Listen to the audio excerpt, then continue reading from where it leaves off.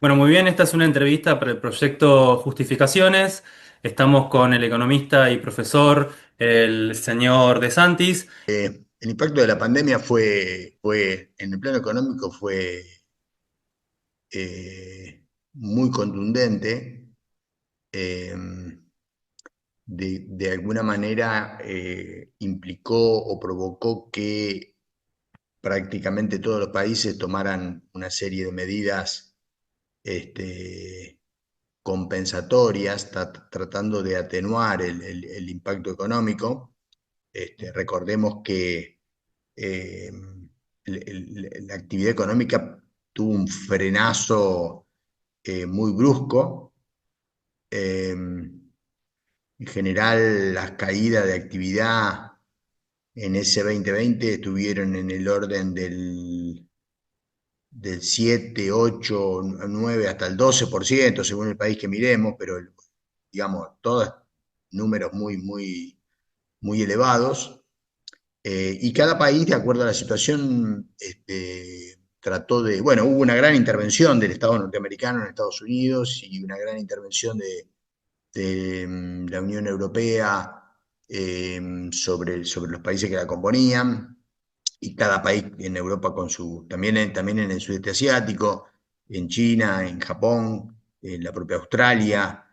eh, en el plano de tratar de sostener de alguna manera la actividad económica y los niveles de ingreso de distintos sectores que naturalmente se vieron impactados muy fuerte por la pandemia.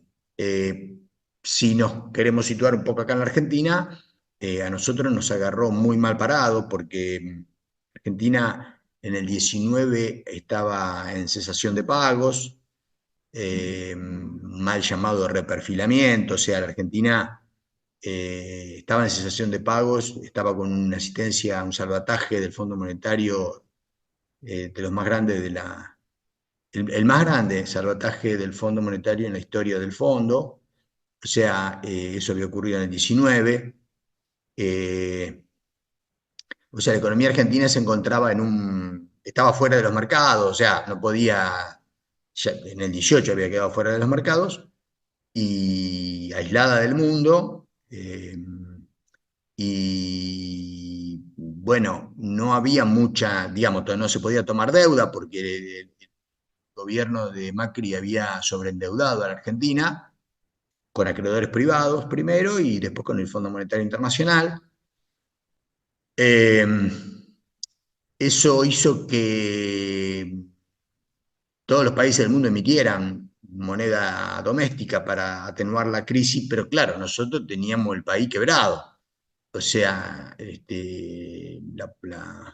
no es lo mismo un país con moneda eh, sólida o medianamente sólida o aceptablemente sólida que un país que está en cesación de pago como estaba la Argentina en 2019 y que tiene que recurrir sí o sí porque recordemos que se cayó la recaudación. O sea, no había mucha alternativa, había que emitir.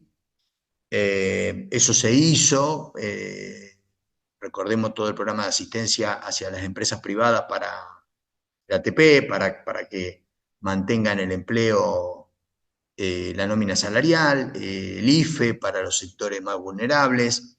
O sea, hubo intervenciones económicas que no había ninguna otra alternativa que financiarlos con moneda doméstica y emitida por la autoridad monetaria. No había otra alternativa. O sea, el país es como, bueno, si mezclamos un poquito con el tema de salud, la Argentina había también disuelto el Ministerio de Salud en el 2018 o en el 2019, poco tiempo antes de la pandemia. Eh, o sea que, y un poco lo que pasó en términos generales, para no irnos tanto en detalle, en términos generales, que en el 21 hay una recuperación económica global, donde prácticamente todos los países recuperan el nivel de actividad. este, y vuelven al punto de nivel de actividad del 19. Y en Argentina también, un poquito menos que la recuperación total, pero bastante cercana. Eh, Después, bueno, la propia pandemia tuvo, y uno podría decir hasta sigue teniendo, implicancias, uno podría decir, políticas de todo tipo, ¿no? Pero para no irnos para disciplinas que uno maneja menos, digamos, o no maneja. Pero prácticamente todos los gobiernos, los oficialismos que conducían el país, perdieron las elecciones. Los gobiernos que transitaron, que tuvieron que enfrentar la administración de esa situación. Pensemos que en el propio Estados Unidos gobernaba Trump, que el nivel de actividad económica en Estados Unidos se recuperó marcadamente y el nivel de actividad económica siguió creciendo, eh, y Trump pierde con una recuperación económica récord. Igual perdió. Está bien, se dio una situación muy particular, el nivel de votación más alto de la historia norteamericana. eh, es como que fueron a votar un montón de gente que habitualmente no va a votar y fueron a votarlo. O sea, Trump sacó una cantidad de votos que hubiese ganado cualquier elección. Sin embargo, perdió, porque pasó un efecto extraño, que salieron, bueno, no son obligatorias las elecciones en Estados Unidos, pero la participación fue récord, masiva, y perdió. Este, eh, Podríamos decir que uno, mirándolo desde la Argentina, nosotros dependíamos de vacunas producidas en otros países. Eh, y eso es toda una paradoja y uno puede tomarlo como una enseñanza porque la Argentina y su aparato productivo había avanzado. eh, el sector químico es un sector, y sigue siendo un sector eh, importante en la economía argentina, relativamente competitivo a nivel mundial. eh, Derivado del sector químico, del sector farmacéutico también. O sea, hay un grupo de laboratorios en Argentina, algunos son multinacionales y otros son de capital nacional.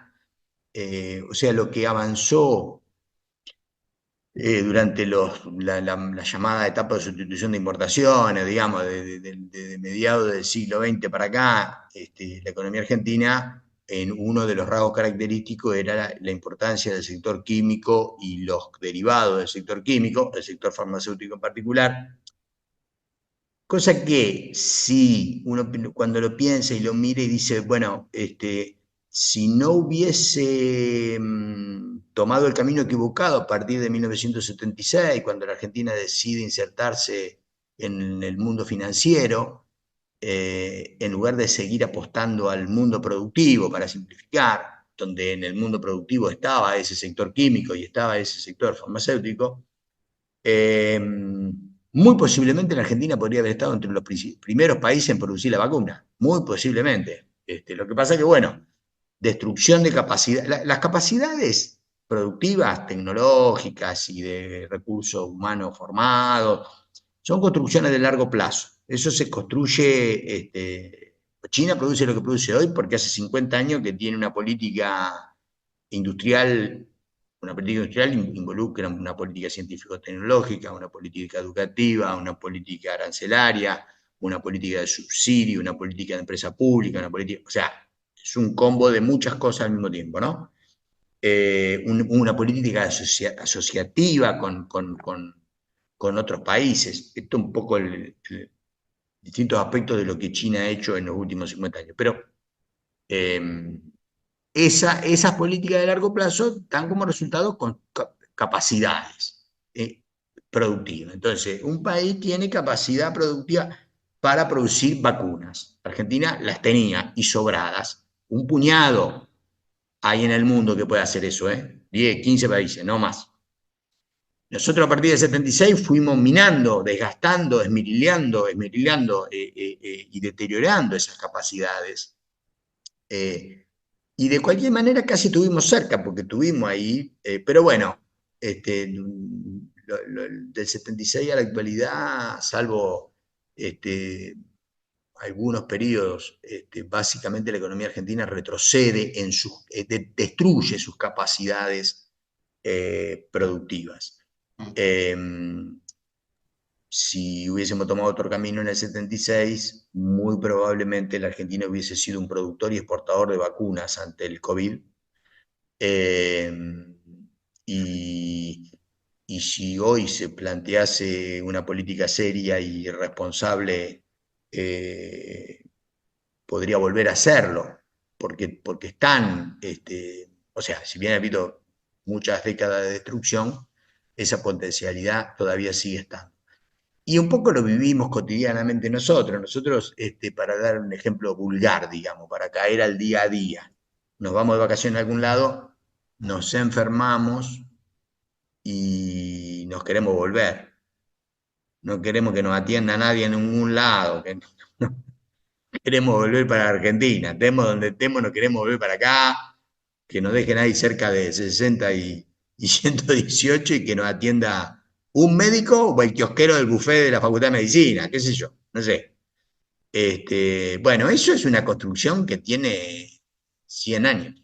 No se logra este, en el corto plazo. Y estamos imbuidos del corto plazo, estamos atravesados por el corto plazo. Entonces, que es lo más contraproducente que hay. Para formar un ingeniero, o sea, todo lo que es corto plazo en el sistema educativo no sirve para nada, destruye. O sea, todo lo que es TikTok, todo lo que es toda esta modernidad que, bueno, no sé si llamarla modernidad, no sé cómo llamarla, pero todo eso va en contra del proceso formativo de la dispersión, la falta de atención, Ujú. eh, el pretender resultados Inmediatos. inmediatos. Eso va todo en contra de lo que es generar una capacidad productiva distintiva. Debemos ser un país récord en varias cosas, porque tener un swap con China y un swap con Estados Unidos al mismo tiempo, se me ocurre récord. Se me ocurre récord. Eh, el entramado industrial que se generó en la Argentina de, de lo que llamamos como modelo de sustitución de importaciones, eh, generó capacidades y puso a la Argentina entre los pocos países de dejar la energía nuclear, o ser capaz de fabricar vacunas, o ser capaz de fabricar bienes de capital, metalmecánica, o sea, en distintos sectores se fueron, entonces producíamos autos o camionetas con tecnología propia y donde prácticamente la totalidad de los insumos eran de fabricación local. Eh, para eso tuvo mucho que ver. Bueno, y además teníamos una empresa pública que generaba gas y petróleo, que es un insumo clave. Bueno, China sale al mundo a comprar fundamentalmente energía, ¿no? Eso fue la Argentina ahí también tuvo una construcción de largo plazo, una empresa pública capaz de generar, capaz de llegar, estar cerca del autoabastecimiento energético del país. O sea, Argentina digamos, no sé, veremos qué pasa con Vaca Muerta, pero tradicionalmente no es un país que pueda ser un gran exportador de energía, pero sí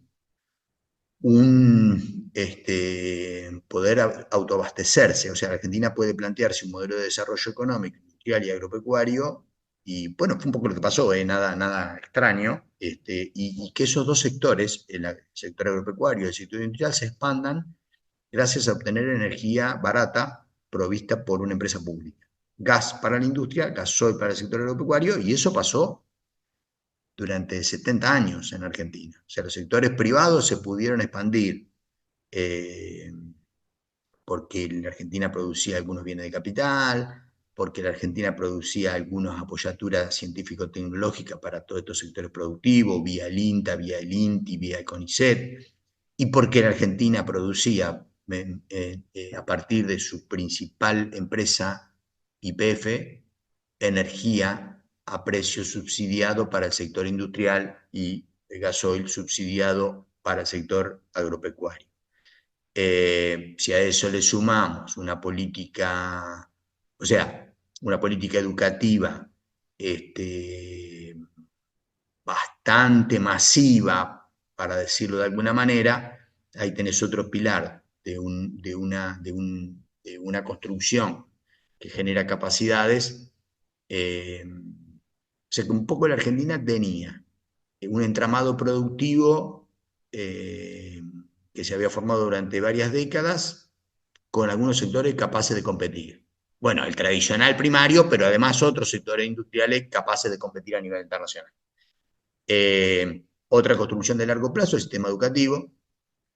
Otra construcción de largo plazo, el sistema científico-tecnológico. Y otra construcción de largo plazo, la petrolera, la principal empresa del país, la petrolera o la empresa energética. Cuatro patas de la mesa, o sea, la Argentina tenía las cuatro patas de la mesa para que todos se sienten a la mesa a comer y los 10 deciles de ingreso distintos pudieran estar sentados. Pasaba eso. Los 10 deciles de ingreso de la Argentina, desde los más ricos a los más pobres, se sentaban en esa mesa y tenían empleo bueno, se sentaban los 10 deciles a comer. Desde el 76 para acá fuimos deteriorando las cuatro patas de la mesa. Las fuimos deteriorando a YPF, la endeudamos, Suárez Mason la endeudó, después se privatizó, dejó de ser una empresa funcional al desarrollo económico argentino y pasó a ser una empresa multinacional, que lo que le importaba era llevarse la renta extraordinaria a invertirla en el lugar donde le conviene, en África, invertía Repsol. No le interesaba más darle gas barato a la industria que vendía gas caro a la industria. La otra pata fue el sistema científico-tecnológico. Ahí la Argentina, bueno, repasamos los premios Nobel en ciencias duras en América Latina y la primera Argentina con tres. Eso es producto del sistema educativo y del sistema científico-tecnológico argentino. Bueno, ese tren lo empezamos a perder, no sé, la noche de los batones largos, el golpe del 76, pongamos la fecha que querramos, pero está por ahí. Esa posibilidad las perdimos o las empezamos a perder.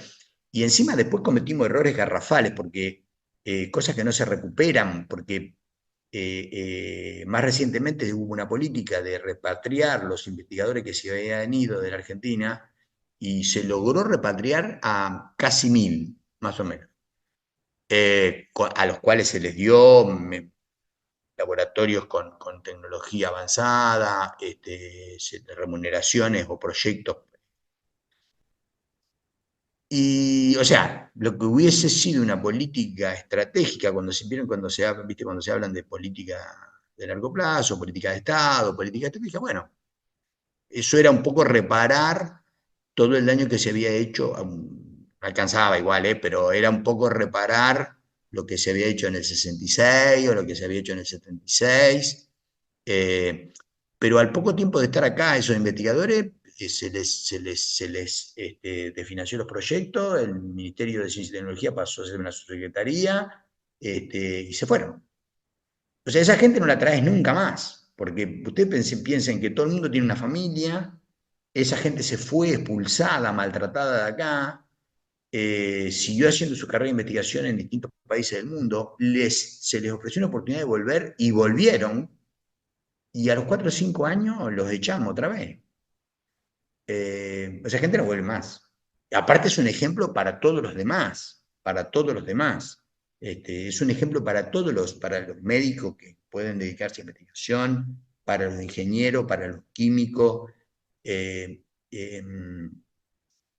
cuando uno repasa desde Inglaterra, la revolución industrial, a China, la revolución industrial, todas protegieron sus científicos, todas, no hay ningún caso Uno de los pilares del desarrollo es eh, las capacidades, los recursos humanos formados. Bueno, los ingleses arrancaron robando gente calificada de Europa, iban y secuestraban a los tejedores, los secuestraban y se los llevaban para Inglaterra. Y estaba prohibido irse de Inglaterra si vos eras un trabajador calificado. Estamos hablando del 1700 y pico, ¿no?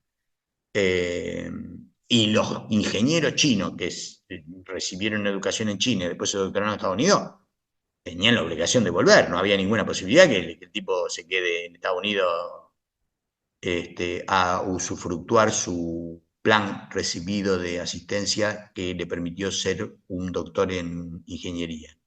Tenía que volver y los cuidan como... Y el desarrollo del conocimiento también.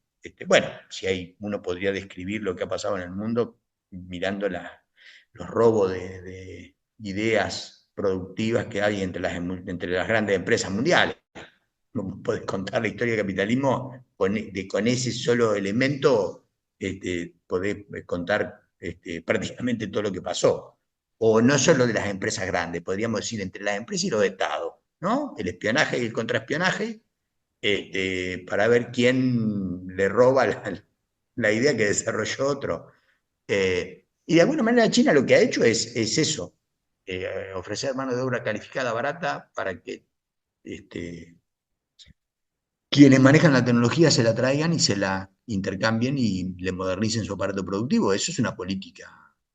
No es que las empresas que han ido a China pueden actuar como las mineras que han venido acá y se acogen a la ley minera argentina, donde se llevan todo y no dejan nada. Eh, Eso lo hacen los países atrasados, como el nuestro. La ley de la década del 90, que nadie derogó. Bueno, ahora tenemos una profundización de esos esquemas expoliatorios, digamos, que es el RIGI. O sea, las empresas que vengan van a traer los bienes de capital importados, los obreros calificados importados, o sea, van a dejar acá lo mínimo. Lo mínimo es un poco de empleo en la inversión inicial, otro poco de empleo en el proceso productivo y después va a quedar el agujero, no va a quedar otra cosa. Pero bueno, cada país tiene en cierta medida, no digo que sea fácil, el desarrollo no es una torta que vos seguís todos los pasos que están en la receta y te da como resultado un país desarrollado, eso no es así.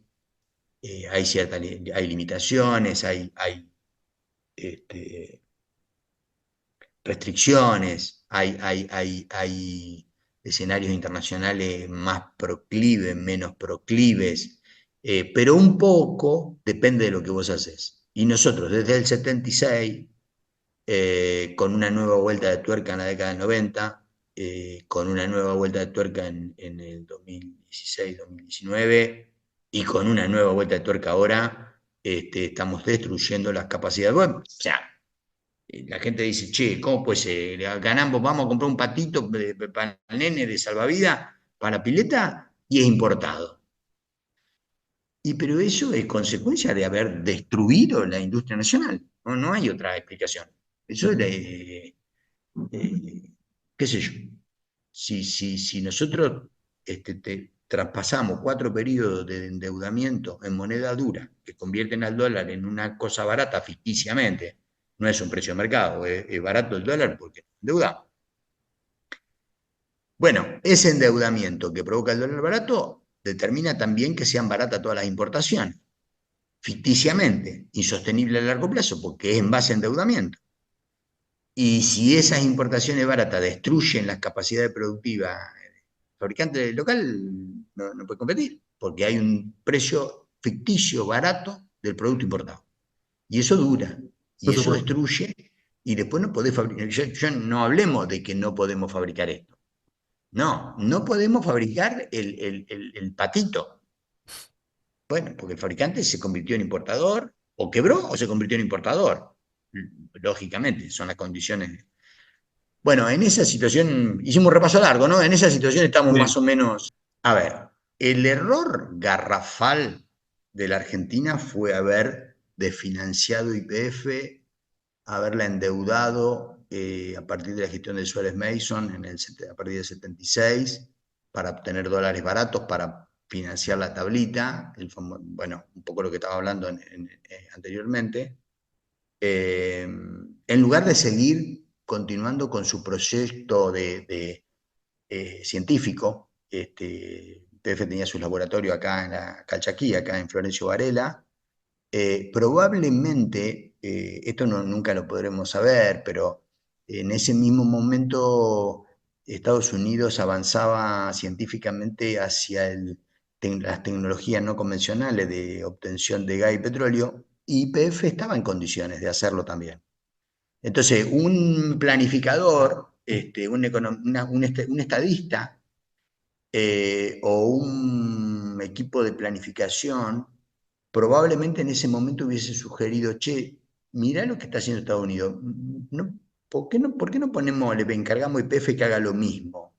Capaz que nos encontramos por de casualidad con una vaca muerta en algún momento y tenemos el fracking y lo sabemos hacer nosotros. Entonces YPF estaba con todas las condiciones para hacerlo. Era una empresa que estaba en la frontera tecnológica, digamos, estaba, bueno, pero todo eso lo desmantelamos. Después la privatizamos, o sea que son dos golpes mortales porque la multinacional nunca más juega para tu desarrollo económico, juega para obtener ganancias extraordinarias y llevársela e invertirla donde le conviene. Lógico, es una cosa natural de una multinacional. Entonces, lo que hay que aclarar primero es que la Argentina da 75 pasos para atrás cuando destruye una empresa como YPF a partir de Suárez Mason y de la dictadura y con Menem en el 94, 93-94, cuando la privatiza, cuando discontinúa esa construcción de largo plazo. Ahí hay un punto insalvable. Después, justamente, esa situación deriva en que cuando la Argentina se expande, no tenemos el patito, hay que importarlo. Y tampoco tenemos energía, hay que importarla. Entonces, cuando vos mirás esa expansión del 2003 al 2011, por ahí, te encontrás que los dos huecos que se te abren, los dos agujeros fenomenales que se te abren en la cuenta corriente de la balanza de pagos, uno está explicado por la energía, o sea que la culpa la tiene Videla, Martínez dio, bueno, hablemos de los dueños, Martínez dio, Martínez dio Caballo y después Caballo. O sea, y el otro hueco es el déficit que tiene la industria, importa mucho más de lo que exporta, el patito. O sea, no solo no podíamos fabricar, ante una expansión del 2003 al 2011, de alto crecimiento, con anabólico, ponerle el nombre que quiera, o ponerle o con una situación de precio de la soja, los commodities buenos, como muy buenos, pero esa expansión encuentra un límite. Y el límite está causado por el déficit energético, o sea que tenés que revisar un poquito para atrás porque no te podés autoabastecer, porque después el petróleo pasó a valer mucho más. O sea, esa situación, o sea, Estados Unidos con una nueva tecnología inundó el mundo de energía y provocó que el precio caiga a los valores que vos me decías. Después se pasó volvimos a la normalidad, podríamos decir, y hoy el barril vale $80, 90, 70, bueno, ahí anda dando vueltas. Pero el agujero del déficit de cuenta corriente de balance de pago te lo abrió el sector energético. Vos creciste, te expandiste y necesitabas mucha más energía que la que fabricabas. Y el otro, la industria. Pero bueno, vos apostaste a que no se fabriquen sillas en la Argentina y que las sillas sean importadas. O sea, no estoy hablando de bienes complejos, ¿eh? Estoy hablando de bienes simples. Te nombro la silla porque la Argentina hacía propaganda a favor de la industria de silla extranjera. O sea, vos tenías acá un Estado, porque eso de que te dicen que el Estado no interviene y que eso es falso. O sea, el Estado interviene si el Estado te hace una propaganda donde te dice que las sillas importadas son todas mejores que las nacionales, el Estado está interviniendo, está subsidiando a la industria del resto del mundo. Si el Estado se endeuda en moneda dura para que el precio del dólar sea ficticiamente más barato que el precio de mercado, para que todo lo importado sea ficticiamente más barato que el precio de mercado, El Estado se está endeudando, está interviniendo en la economía para subsidiar la industria del resto del mundo. Nosotros tenemos 4 periodos donde nos endeudamos para subsidiar la industria del resto del mundo. Y obviamente destruir la industria local, la industria y el sector turístico, y etcétera, etcétera, ¿no? Pero en la industria se ve clarito, el patito no se fabrica más acá y viene importado. ¿Cómo? Porque lo estamos subsidiando nosotros al productor brasileño de patitos por el dólar barato. ¿Y cómo lo financiamos ese subsidio que le damos al productor brasileño? Endeudando al Estado argentino.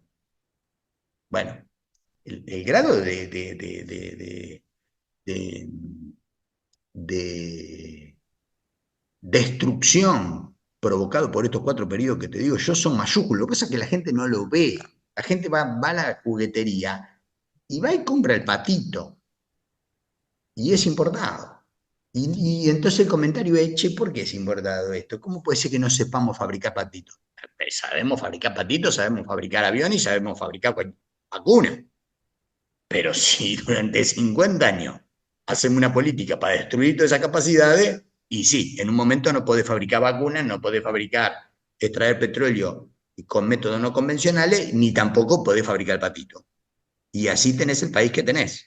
Que tenés ahora todo el mundo se regala vestidura, el 50% de informal, qué sé yo. Bueno, pero bueno, el punto es tener en claro cuáles fueron todos los pasos que vos fuiste dando. Y a partir del 76 vos fuiste todos dando todos pasos en pérdida de soberanía, que si tenés un conflicto, estás en el CIADI, o sea que si tenés un conflicto por una empresa o capital extranjero, el juez de última instancia es Nueva York, porque te endeudaste con juez de última instancia Nueva York, porque le pedís plata prestada al fondo y el fondo te dice lo que podés hacer y lo que no podés hacer. Todo eso son pérdidas de soberanía.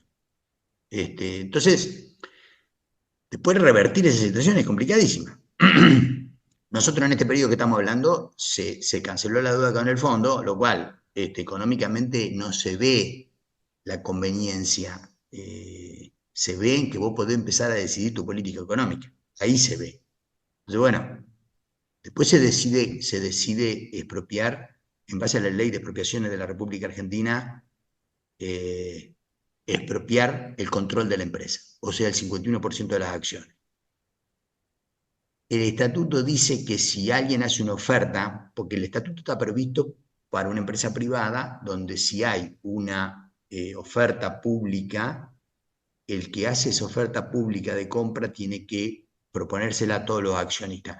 Pero la privatización, la estatización, la recuperación de YPF no se hizo en base a la ley, a la legislación de las empresas privadas. Se hizo en base a la ley de expropiación de la Argentina. Mm. Entonces, ¿qué dice la Argentina? Que el litigio que está presentado no corresponde y no es competente la jueza porque no es en el marco de las inversiones de las empresas privadas, es en el marco de la ley de expropiación y la ley específica que se hizo declarando bien público el control de YPF. Bueno, eh, Más que claro, profesor De Santis. un poquito, Tenemos, no, pero un poquito para agregar, te digo que la está bien. defensa que hizo el gobierno de Macri y Le la aviso que defensa que está tenemos haciendo el gobierno actual. un minuto solamente de este Zoom y se va a cortar porque así lo requiere la plataforma. Ah, bueno. Así No, que, pero te decía que los representantes del gobierno de Macri y de Milei argumentan esto mismo también, ¿eh? por supuesto. Fantástico. Muchas gracias. Muchas Mándamelo, gracias sí, por usted, por favor, profesor. así lo miro a ver cómo quedó. Muchas gracias, profesor. Le envío Chau, un chau. saludo Por nada. grande y estaré escribiéndole. Hasta luego. Bueno.